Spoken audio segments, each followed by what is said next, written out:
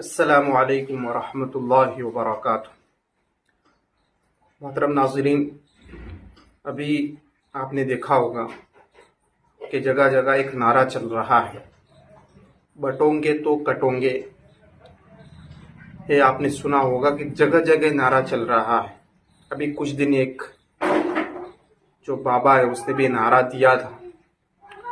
دوستو، اسی کے اوپر ایک مولانا نے جو بیان دیا ہے، شاندار اور جاندار، جو ہم سب کو سننا چاہیے کہ نعرے ایسے کیوں دیتے ہیں اور کس لیے دیتے ہیں، اور ہمیں اس دور میں کیا کرنا چاہیے، اس کے اوپر ایک مولانا نے جو بیان دیا ہے وہ ہم سب کو سننا ضروری ہے۔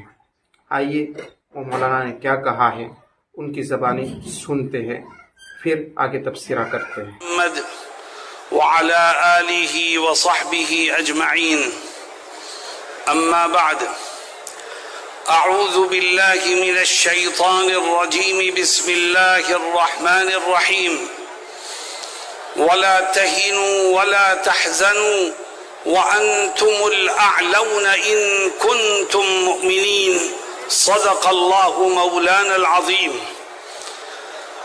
حضرت صدر محترم، جمعیت علماء بہار کے ذمہ داران اور صوبے کے کونے کونے سے آئے ہوئے لوگوں، میں آپ کو اس بات کا یقین دلانا چاہتا ہوں کہ جو اللہ پر ایمان رکھتا ہے وہ کبھی حالات سے مایوس نہیں ہوا کرتا۔ تاریخ اس بات کی گواہ ہے کہ اسلام اور مسلمانوں کو مٹانے والی طاقتیں مٹتی گئیں، اور اسلام آج بھی زندہ ہے، اور جب تک چاند سورج رہے گا اسلام باقی رہے گا۔ میرے دوستوں اور ساتھیوں، حالات یقیناً پریشان کن ہیں، مگر آپ کا کام حالات سے گھبرانا نہیں ہے، آپ کا کام حالات کے رخ کو موڑ دینے کا ہے۔ میرے دوستو، مجھے یاد آیا کہ آج سے 70-80 سال پہلے کی بات، حضرت شیخ الہند مولانا محمود حسن دیوبندی رحمہ اللہ جب اپنے ساتھیوں کے ساتھ مالٹا سے چھوٹ کر ہندوستان آئے تو حضرت نے اپنے شاگردوں کو، مریدین کو، متوسلین کو جمع کیا اور یہ فرمایا کہ ابھی تک ہم آزادی کی جنگ تنہا مسلمانوں کو ساتھ لے کر کے لڑتے رہے، اور انگریز لڑاؤ اور حکومت کرو کی پالیسی پر عمل کرتا رہا۔ اب ہمیں اپنے ساتھ ہندوؤں کو بھی لینا ہے، مسلمانوں کو بھی لینا ہے، سکھوں کو بھی لینا ہے، عیسائیوں کو بھی لینا ہے، اور جب سارے ہندوستانی مذہب سے اوپر اٹھ کر انگریزوں کے خلاف کمر بستہ ہو کر میدان میں آئیں گے تو اس طاقت کو یہاں سے اپنا بوریا بستر گول کرنے پر مجبور ہونا پڑے گا۔ دنیا نے دیکھا کہ وہ حکومت کہ جس کے اقتدار میں سورج نہیں غروب ہوا کرتا تھا، جب ہندو مسلم اتحاد کے ساتھ اس کے خلاف قدم بڑھانے لگے اور آگے بڑھ کے اس کا مقابلہ کرنے لگے، ہندوستانیوں نے قومی حیثیت سے، مذہب سے اوپر اٹھ کر جب انگریزوں کا مقابلہ کیا تو انگریز جیسی طاقت کو بھی یہاں سے جانے پر مجبور ہونا پڑا۔ میں نے گزشتہ دنوں کچھ سیاسی پارٹیوں کے فرقہ پرست لیڈروں کی زبان سے ایک نعرہ سنا ہے، میں اس نعرے کو صحیح سمت دینا چاہتا ہوں۔ وہ کہتے ہیں کہ بٹو گے تو کٹو گے، میں بھی کہتا ہوں کہ بٹو گے تو کٹو گے۔ ہندوؤں، مسلمانوں، سکھوں، عیسائیوں سب ایک ہو جاؤ۔ جب اس ملک میں رہنے والے سب ایک ہو جائیں گے تو فرقہ پرستوں کا منہ کالا ہوگا اور یہ ملک امن و امان کا گہوارہ بنے گا۔ آج ملک کو بانٹنے کے لیے، آج ملک کو تقسیم کرنے کے لیے نئی نئی کوششیں ہو رہی ہیں. جمعیت علماء نے آپ کو آواز دی ہے. جمعیت اس ملک کی رکھوالی کرتی ہے. جمعیت کے بزرگوں نے اس ملک کی آزادی کے لیے وہ قربانیاں دی ہیں کہ جس کی مثال دنیا کی کوئی قوم پیش نہیں کر سکتی. آج ہمارے بزرگوں کے بنائے ہوئے کانسٹیٹیوشن کو، آئین کو بدلنے کی کوشش ہو رہی ہے. یاد رکھو، جب تک اس ملک کا سیکولر آئین باقی رہے گا اس وقت تک یہ ملک متحد رہے گا، اور جب ملک کا سیکولر آئین ختم ہو جائے گا تو یہ ملک بھی ٹکڑوں میں تقسیم ہو جائے گا. اور آؤ ہم طے کریں کہ ہم اپنے بزرگوں کے بنائے ہوئے سیکولر آئین کو تبدیل کرنے کی کسی کوشش کو کامیاب نہیں ہونے دیں گے. میرے دوستوں اور ساتھیوں، قومی یکجہتی کا پیغام جمعیت علماء ہمیشہ دیتی ہے، اور وہ یہ کہتی ہے کہ مسلمانوں اسلامی اخلاق اور کردار کے ذریعے سے غیروں کو اپنانے کی کوشش کرو. جس دین و دھرم کو ہم ماننے والے ہیں اس میں ایک دوسرے کا احترام کرنا، ایک دوسرے کو معاف کرنا، ایک دوسرے کے ساتھ حسن سلوک کرنا، اس کی بڑی اہمیت ہے. اس لیے ہمیں اس ملک کو ہمیشہ جوڑنے کی کوشش کرنی چاہیے. وہ طاقتیں جو نبی کریم صلی اللہ علیہ وسلم کی شان میں گستاخیاں کر کے مسلمانوں کا دل دکھانے کی کوشش کرتی ہیں، ہم ان طاقتوں کو یہ بتانا چاہتے ہیں کہ ہم اپنی ہر چیز قربان کر سکتے ہیں مگر اپنے نبی کی ناموس کا سودا نہیں کر سکتے. میرے دوستوں اور ساتھیوں، جہاں تک ہو سکے گا ہم نبی کریم علیہ السلام کی عزت و ناموس کی حفاظت کرتے ہیں اور انشاءاللہ آخری دم تک کرتے رہیں گے. میرے دوستوں اور ساتھیوں، ابھی آپ نے ایک تجویز سنی اوقاف سے متعلق. میں نے دلی میں بھی کہا، آپ سے بھی کہتا ہوں کہ اوقاف یہ کس کا سرمایہ ہے؟ یہ ہمارے بزرگوں کا سرمایہ ہے. یہ اوقاف ہمارے بزرگوں کی دین ہے.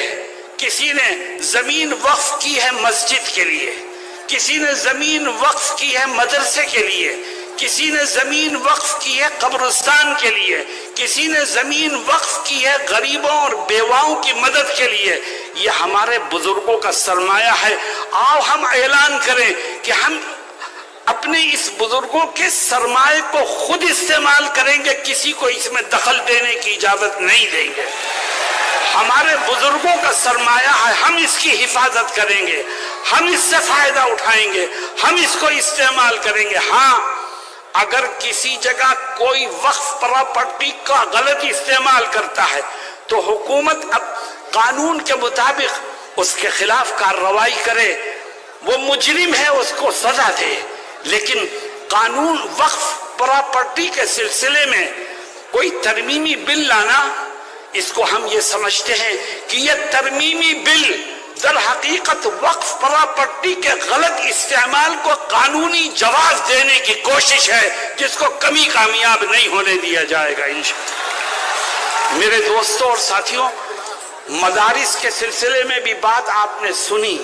حقیقت یہ ہے کہ آج اگر یہ دیش آزادی کا سانس لے رہا ہے تو یہ انہی مدارس سے نکلے ہوئے جیالوں کی قربانیوں کا نتیجہ ہے.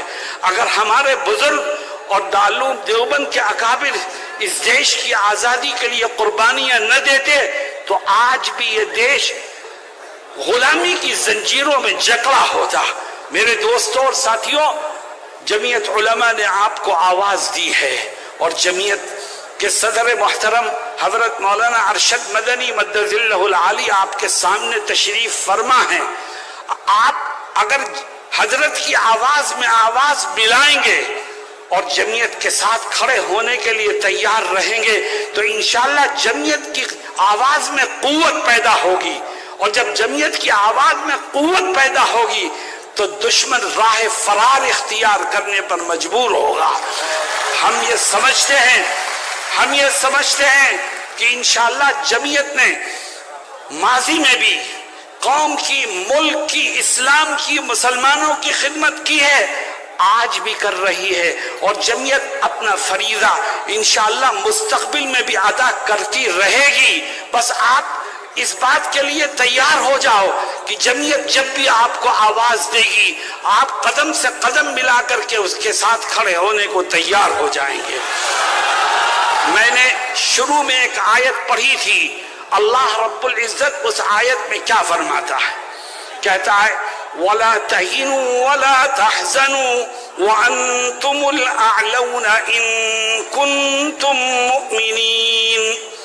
اللہ کہتا ہے حالات سے پریشان مت ہو، گھبراؤ مت، غم اور دکھ میں مبتلا مت ہو، تمہارا رب تم سے وعدہ کرتا ہے، زمین و آسمان کا مالک وعدہ کرتا ہے، کہتا ہے میں سر بلندی تمہیں کو عطا کروں گا، کامیابی تمہارے ہی قدموں کو چومے گی، دشمن تمہارے سامنے جھکنے پر مجبور ہو جائے گا، بس تم ایک کام کر لو۔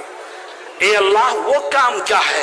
فرماتا ہے تم پکے سچے مومن بنو، میں دشمنوں کو تمہارے سامنے جھکنے پر مجبور کر دوں گا۔ تم مضبوطی سے ایمان کے دامن کو تھامو، اللہ رب العزت کامیابی کے راستے تمہارے لیے غیب سے کھولتا چلا جائے گا۔ جمعیت علماء یہ علماء کرام کی جماعت ہے، اور یاد رکھیے علماء جب کوئی بات کہیں آپ سے تو اس میں مذہب کی، قرآن کی اور حدیث کی تشریحات موجود ہوا کرتی ہیں جس کو نظر انداز نہیں کیا جا سکتا۔ آج آپ جوش سے آئے ہیں، پوری قوت کے ساتھ آواز کو بلند کرنے کے لیے آئے ہیں، جمعیت کا یہ پیغام لے کر کے جائیں کہ انشاءاللہ کامیابی آپ ہی کو ملے گی، بس آپ ایمانی تقاضوں پر عمل کرتے ہوئے ہمیشہ اس بات کے لیے تیار رہیں کہ مولانا ارشد مدنی جب آواز دیں گے آپ ان کے قدم سے قدم ملانے کو تیار ہو جائیں گے۔ اللہ رب العزت ہم سب کو صحیح انداز سے سوچنے اور صحیح رخ پر کام کرنے کی توفیق۔ دوستو آپ نے مولانا کو سنا۔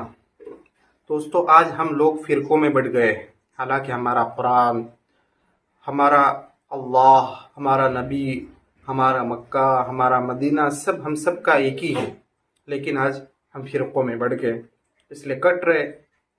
اور کسی شاعر نے کیا خوب کہا ہے کہ ایک خدا کو ماننے والے الگ الگ ہو گئے اور الگ الگ خداؤں کو ماننے والے ایک جگہ جمع ہو گئے۔ اس لیے دوستو ہم سب کو اتحاد اور اتفاق مسلک کو پیچھے چھوڑنا ہے۔ ہم سب سے پہلے مسلمان ہیں، وَسَمَّاكُمُ الْمُسْلِمِينَ، ہمارا نام مسلمان رکھا گیا ہے، مسلمان کے نام پر اتحاد ہونا چاہیے، اسی کو سمجھانا چاہ رہے تھے۔ اس ویڈیو کے تعلق سے آپ کی کیا رائے ہے آپ کمنٹ باکس میں ضرور لکھیے۔ ملتے ہیں نیکسٹ ویڈیو میں۔ السلام علیکم ورحمۃ اللہ وبرکاتہ۔